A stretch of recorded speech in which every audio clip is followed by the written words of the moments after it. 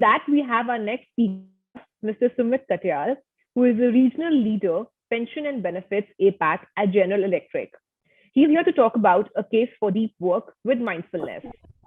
His area of expertise have been in the area of compensation and benchmarking, and he has been associated with organizations like Accenture, PWS, TCS, and now GE. Over to you, Sumit. Hey, thanks, Vrinda. And thank you, Sapan and Gaurav, for giving me the opportunity to be able to speak on this. And Vrinda, would you be sharing my slides? Sure, I'll just share my screen. Sure. Frankly, what you see of me in terms of the beard and all is not to appear wise, but I am practicing the art of pogonotrophy. So just wanted to set the record straight. And yes. So what I have the good fortune of speaking about is I got the opportunity to study a book called Deep Work by a gentleman called Cal Newport, who is a computer scientist and an AI expert, and is a professor. And he has written a lot of books. Digital minimalism is another one. And through this book, I had the opportunity. I realized a lot of things about myself in terms of, I was aghast at a lot of things that I was doing. And it made me aware of, the habits that we pick up as we work, and made me think, which I guess is the aim of every book. So I'm here to share my insights on what I've understood from this, and making a case of how deep work links up with mindfulness. So Vrinda, if you could go to the next slide, please. Right.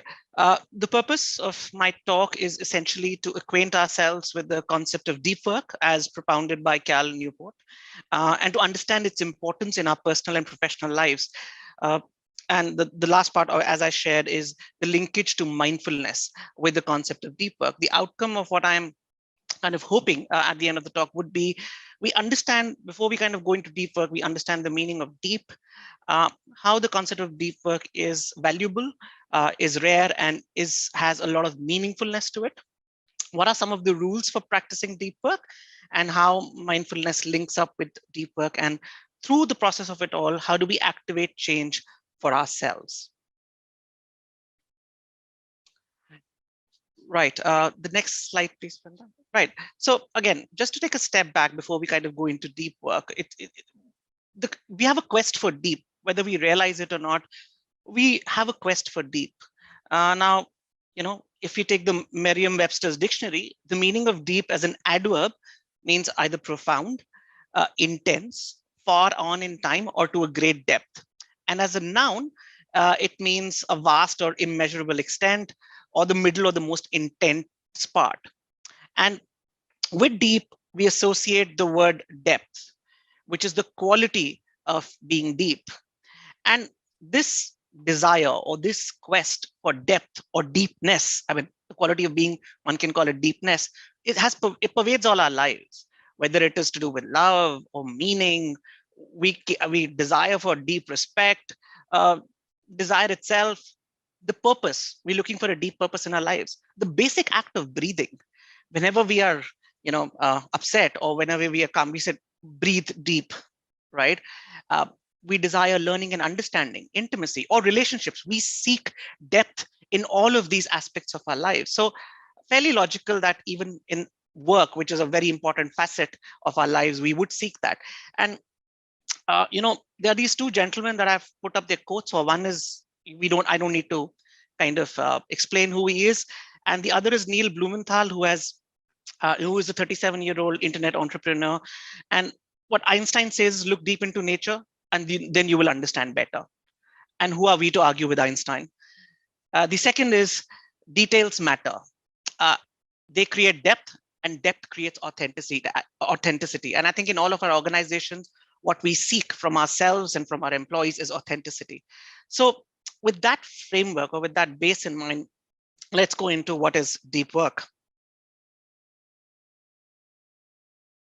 Sorry, before I go ahead, just wanted to kind of put a picture. I found this something interesting in terms of a continuum, which is there in terms of quantitative and qualitative between surface level and depth. So if you see, if you operate at the surface, there are these pieces that you're able to do, which is either identify or enumerate or describe or list surface level tasks. But as you go towards the right side of the continuum, it gets more into the relational aspects of it. How do you use your information to compare, contrast, analyze, and then apply, which is where the learning comes in. And then if you further extend it to, and that's how, you know, innovation gets created, wherein you create, you design, you theorize because of what you have thought, learned, analyzed, and what you want to be. So there is a whole depth. So which is why depth is so important, which is the reason why Cal Newport wrote his book in 2014 or 2015. The next slide, please. Right. So again, to understand deep work, let's understand where the current state of work is. And honestly, as I said, this was a light bulb moments for me in terms of the current state of our work. And if we are honest to ourselves, and I realized it, we flit between inboxes, we flit between meetings, we flit between notifications, and we flit between deadlines. I mean, we are constantly on the ball. Our days, I'm sure all of you would agree, are filled with meetings. To top it all, we are surrounded by network tools, as Cal calls it, which is essentially social media and communication tools, which degrade our capacity to remain focused. And therefore, we start to operate at different ends, and depends upon where exactly we operate at different ends of the spectrum of shallow work, which is the opposite of deep work. And shallow work is defined by him as non-cognitively demanding, logistical style tasks often performed while distracted. So the point that Janet made about multitasking, we are distracted and we are doing multiple things, keeping in mind, that we are doing a lot of things. And these efforts tend not to create new value in the world, and it's easy to replicate. I'll just give you a thought experiment. Think about it. And this is very sobering thought.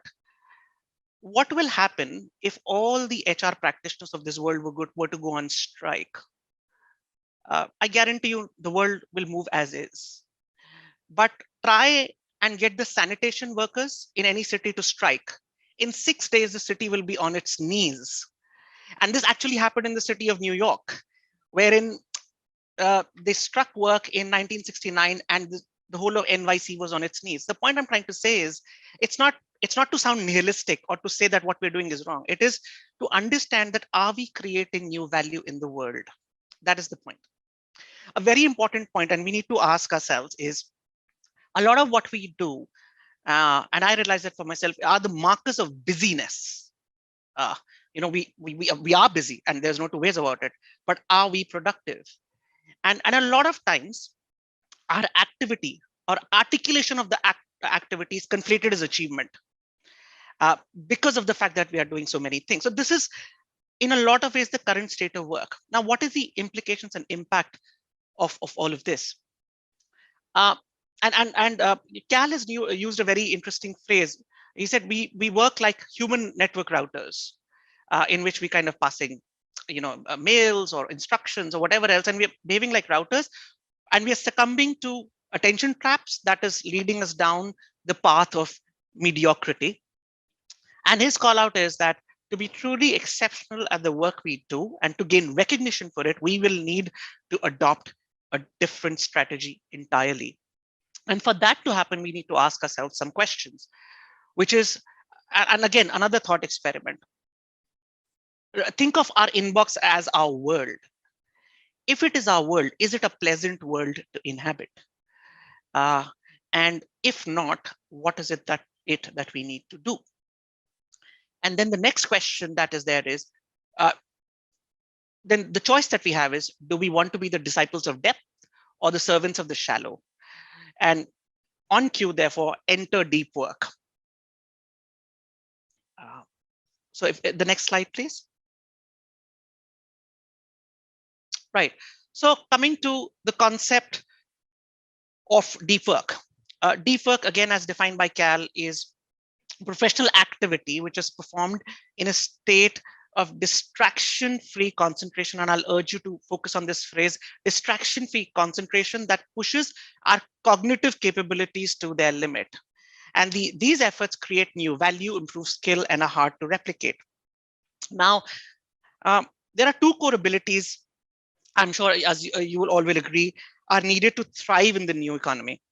One is the ability to quickly master hard things. And the other is the ability to produce at an elite level in terms of both quality and speed. And because deep work is that, we need to hone our ability to master these hard things. There are three facets of deep work. And if you remember in the earlier slide I shared, deep work is valuable, deep work is rare. And therefore, from a valuable perspective, there are three groups of people who are poised to succeed. One is those who are good at working with intelligent machines, who are good with handling data. The second is superstar performers in any field. And the third is owners of capital, or those with access to it. Now, as of now, none of us or a lot of us have are owners of capital, the way we are not the Elon Musks or the Jeff Bezoses of the world. So the only choice left is to be in one of the first two groups. And for that, we need two core abilities. One is the ability to master hard things.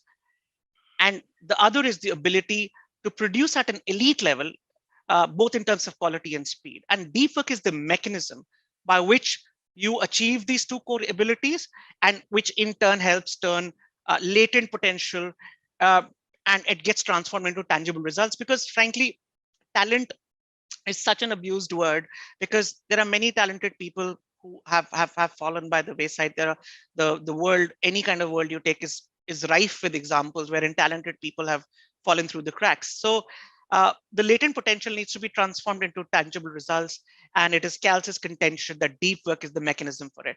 Now, for that to happen, there are two aspects that need to be focused on. One is, how do we combine learning and deep work? Now, that requires intense concentration and requires what there is a psychology professor called K. Anders Ericsson who refers to it as deliberate practice. Deliberate practice means focusing on what we are practicing, and it cannot exist alongside distraction, clearly. The other is producing production of work and deep work. So batching together of hard but important intellectual work into long uninterrupted stretches, which is the key to high productivity. Now, this book has a lot of insights if you go into it as to how to do it. I mean, the time is enough. Otherwise, this book is another, I mean, this book itself can take up to a couple of hours to just, go through it and scratch the surface of it. But I'm just kind of trying to share with you some key points. The next slide, please. Right. Now, interestingly, if deep work is so important, it should have happened by design, that organizations and individuals should have been taking it up quite with both arms outstretched. But it is very rare, right? Why is it rare is also important to understand. One is the principle of least resistance, which is deep work is hard and shallow work is easier. Our mind will easily gravitate to whatever is easier. I mean, force of habit, whatever you might call it. And which is where, a lot of the pieces which I will talk about in the meditation or the mindfulness part of it helps in overcoming this principle of least resistance. The second, it is, as I mentioned earlier, busyness as a proxy for productivity. The other piece is our jobs as knowledge workers have become a potent mix of job ambiguity and the lack of metrics. When I say lack of metrics, what it means is there is no clear cause and effect. So if I'm a craftsperson, for example, and if I'm, let's say, making a pot, now the quality of my pot is in direct correlation to the effort and my skills that put in. As knowledge workers, all of us struggle to quantify that because the metrics are not defined. Then the fourth important thing is, somehow our culture has developed a belief that anything related to the internet is good, regardless of its impact on our ability to produce valuable things. It's like, in our school for kids, the fact that you are teaching them PowerPoint, or the fact that they know how to access Google Docs, is taken as a euphemism for saying that they are aligned with the latest trends in the market. They are merely tools. Facebook, Twitter, Google Docs, or whatever you might call it, are tools.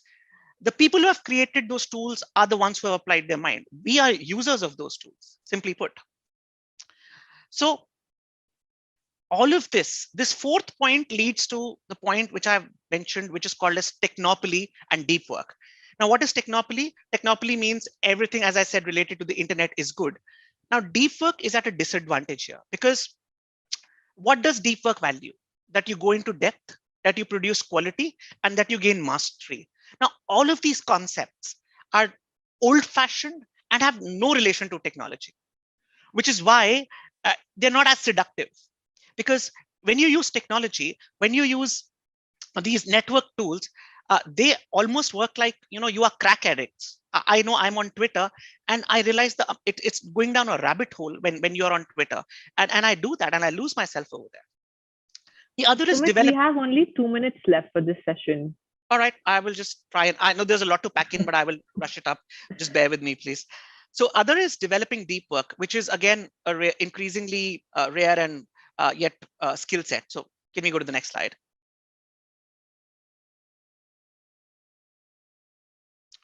Okay, deep work is meaningful, and there are 3 reasons for it: neurological, psychological, and philosophical. Neurologically, the aim is the more focused you are on deep work, the less you notice the small and the less pleasant things in your life, and therefore you're able to you have derived greater satisfaction. Psychologically, there's a psychologist called Mihaly Csikszentmihalyi, and he described the concept of flow, wherein your mind is stretched to the limit, and then because your mind is stretched to the limit, you accomplish something worthwhile. Deep work helps you do that. I'm sorry, there is a quote over there. I'm not able to read that other piece. Philosophically, there were again 2 professors, Hubert Dreyfus and Sean Kelly. And what they said was, deep work has similarities to craft work, and which means that you derive meaning from your profession. You don't need that job. What you need is your approach to work, which needs to change. So you don't need a rarefied job. What you need is a rarefied approach to work. The next slide, please. Right, quickly. 4 rules that can help us. Work deeply, fairly straightforward. So there are 4 depth philosophies that are there. And again, I'll be happy to share what those are. You rely on rituals, which means you program yourself, set your schedule, use grand gestures. And when they say grand gestures, what they mean is isolate yourself away, go to the mountains, go to the beach, lock yourself up, focus, like the way Bill Gates does. I'm sure you've seen the documentary. He goes away for 2 weeks and he reads and he reads and he reads. Then there are the 4DX principles, which are the execution principles. So while a lot of us, we have a thing of we articulate strategy well, where we lose out is on execution. 4 aspects of executing: focus on the wildly important, which is the core, act on lead measures, and keep a compelling scoreboard. So there's and there has to be a cadence of accountability. I will just take a minute to spend on 2 points, which is embrace boredom, right? We are easily entertained, and we are looking for that fix all the time. We need to embrace boredom. We need to, and that is what will help improve our, intensity to concentrate. Meditate productively, which is mindfulness meditation, which helps bring back to the problem at hand when we are, either wandering or stalling. 3rd point, quit social media for whatever it is worth. It is a rabbit hole. Quit social media, but use 4 rules. If your positive impacts outweigh the negative impacts, then only use it. Otherwise, don't. Last is drain the shallows, which is schedule every minute of your day. Just the last bit, and sorry for running overboard, but there was just too much to pack in. The last bit, please. Right. How does mindfulness come in relation to deep work? Mindfulness is the English translation of the Pali word sati. Sati is an activity. What exactly is that? There is no precise answer because it is pre-symbolic. You actually experience something before you start to articulate it. So therefore, it is a mirror thought. and it reflects only what is happening and exactly the way it is happening. So therefore, it is non-judgmental observation. Mindfulness is a very powerful tool at work, and therefore, for you to be for you to be deep in work is all about concentration. And if I could just slip to the next slide, please, which I promise is the last one. Mindfulness is a combination of attentive listening, mindful seeing, and careful testing. It is an exercise in concentration and the added element of awareness. And mindfulness is the most important aspect of meditation. And deep work, which is an exercise in concentration with awareness, therefore links up to mindfulness. So deep work is an outcome of how mindful you are. And I would like to leave you with a quote. In all of this, what I've touched is the surface. And I would encourage you to read the book. And I would like to say a little learning is a dangerous thing. Drink deep or taste not the Pyrean spring. And this is a quote by Alexander Pope. Thank you so much for your patient listening.